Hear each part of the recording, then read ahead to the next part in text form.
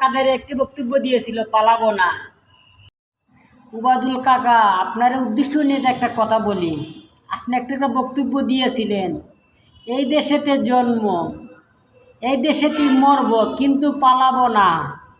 সেই বক্তব্যটা আজকের দিনের সাথে আপনি মিলাই নেবেন। আপনি কই আছেন, কিভাবে আছেন, বা পলায়ে কোথায় গেলেন, সেই কথাগুলা আজকের দিনের সাথে কোনো মিল নাই।